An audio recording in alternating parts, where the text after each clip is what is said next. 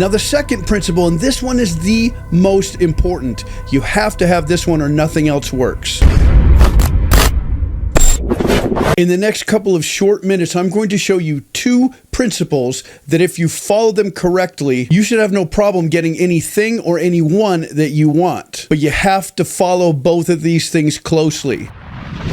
This principle is that the hope of future gain will keep people hanging on. Yes, there has to be something that they desire, that they want, that will come to them as a consequence of them hanging on, being with you, being around you, and so forth. For guys, it's as simple as things like this. You know somebody that has Super Bowl tickets. You want Super Bowl tickets, but you don't have them. All of a sudden, you realize, you know what? I'm going to hang around him. I'm going to laugh at all of his jokes. I want to be the best friend this guy can have in hopes that maybe I can get one of those tickets. Now, I would not recommend doing this, but guys do this all the time. They use people for things that they want from them. It's not good, but people do it every single day. Or maybe on the flip side, maybe you're a woman and you're applying for a job. You're trying to put your resume together. It looks like the perfect place for you to go to work, and you really want that job. All of a sudden, the person who has that job or has the opportunity for that position becomes very valuable to you. And the hope of gaining that keeps you hanging on, keeps you jumping through hoops. The big one for most people is still having the perfect relationship. And so sometimes you will steer through rocky waters and deal with lots of bad things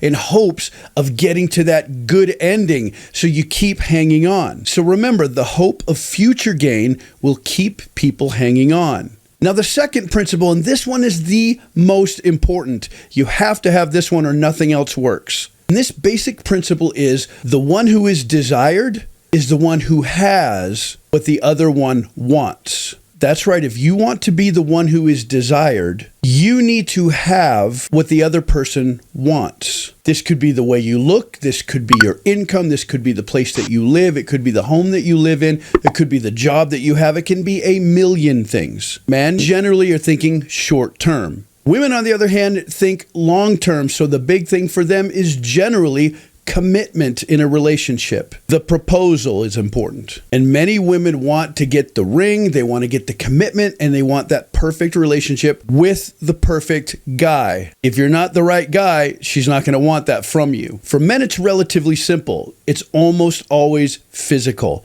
We're looking for the perfect physical partner. Now remember, men with optionality, men that have high status, high income, they will not usually wait holding out, hoping that the person that they desire will eventually give in to them.